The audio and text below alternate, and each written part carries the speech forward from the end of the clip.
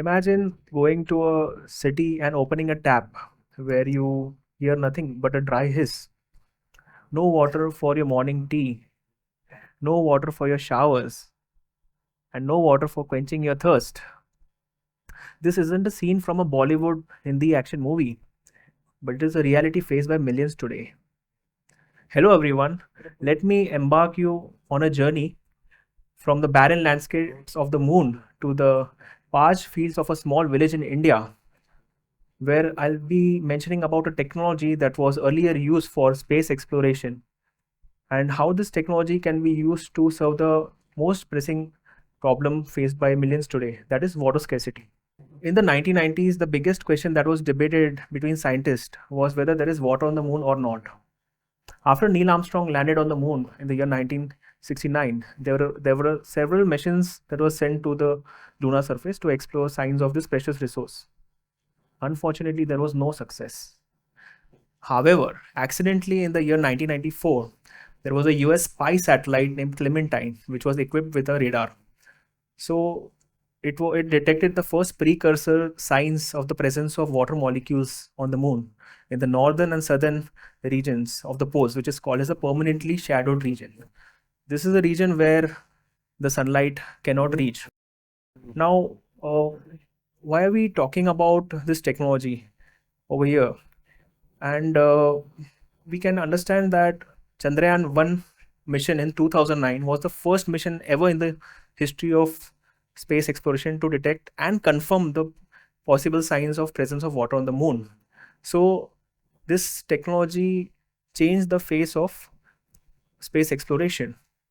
Now let us focus uh, our total focus on a small village in the Mawal. It is a village which is named as Mawalgaon in the Latur district of Maharashtra. So this village was plagued with drought. Now, when there is a drought, there is a water scarcity. This water scarcity triggers a food crisis, which in turn creates a massive migrational crisis from the rural to the urban areas, thereby increasing the stresses on the existing urban resources. That is when we had our eureka moment. What if the technology that was used to discover water on the moon, the same radar be used for finding water for these farmers? And guess what? It worked. We found a large reservoir in one of the farmers' land, and this discovery was marked as the first borewell in the entire village since the last 100 years. It helped to save agriculture and break the vicious cycle of this rural to urban migration. The villagers were very happy as water gushed from the subsurface. The villagers brought their elders and started taking photographs. Some of the villagers started chanting mantras and worshipping gods for providing this access to natural resource. And the main farmer, Mr. Ram Ramole, he in fact put kind of a pot of water, took the water inside and walked barefooted all the way to Mumbai, where he gave this water to the Siddhivinayak temple. This is the power of faith. Now, overall, we can see that this is the proof that space technology can make difference to many lives. And it is not about just finding water. The another question that arose to us, finding water is one thing, and utilizing water judiciously is another thing. So before we understand the gravity of the situation, let us deep dive into the present scenario of groundwater. So around 1/3 of the Earth's population, that is 2 billion people, are depending on groundwater for their domestic agriculture and industrial needs. Unfortunately, the rate of depletion is greater than the rate of replenishment. It is not about a small village or a small district, but it is a kind of a global crisis as a whole. To be specific, there is a direct relationship between groundwater extraction and climate change. A report by NASA stated that around 2.5 trillion cubic meter of water was extracted only from 1990 to 2010. The factors that are driving these depletion are unsustainable farming practices, rapid urbanization, and the impact of climate change that continues to affect millions.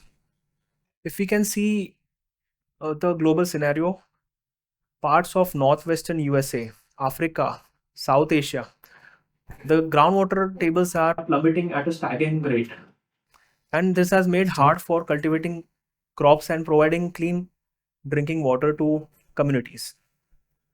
In 2024 alone, India witnessed the steady decline in the net recharge rate from 449 billion cubic meter to 447 billion cubic meter of water. Now, the reason being that northwestern states such as Rajasthan, Punjab, Haryana were the highest exploiter of this groundwater abstraction.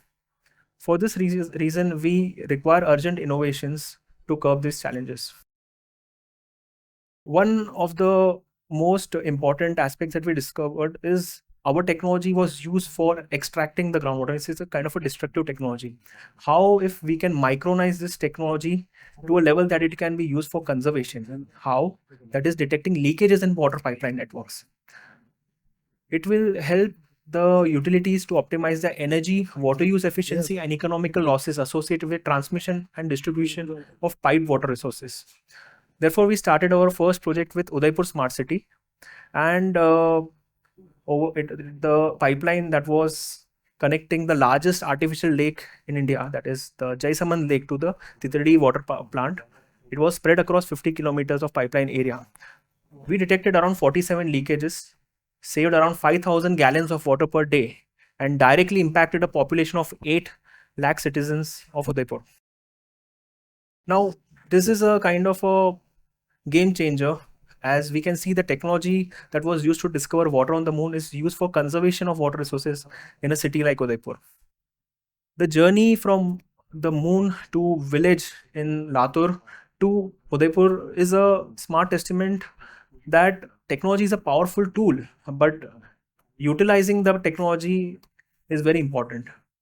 We talk about sending new missions and establishing civilizations on moon and Mars, but we forget to understand that it is equally important to protect and sustain our existing natural resources on Earth as well. So technology, as we said, is a tool for solving water issues, but all technologies cannot remain in isolation. Therefore, collaboration and co-creation is a key. In Mawalgaon, it was not just about applying a new technology for finding groundwater, but it was working with the local ecosystems and understanding the cultural practices together, by which we can say that it is a powerful tool where results can emerge in a way that conservation and preservation can be done in able to sustainably manage the underground water resources. Nowadays, farmers, engineers, and school children are coming towards water conservation techniques, understanding soil moisture harvesting, and many activities are going in silos. But again, the topic about water on the moon to the streets of Udaipur teaches us one important thing, that if science is used with responsibility, it can lead to a resilient pipeline infrastructure for India. Now, this is how our technology works. You can see that we have to draw a square on the pipeline network, and our AI algorithm isolates the subsurface water signals. So after the successful completion of Udaipur project, we implemented the project in Dehradun. So initially it was 50 kilometers, and we came up to 382 kilometers.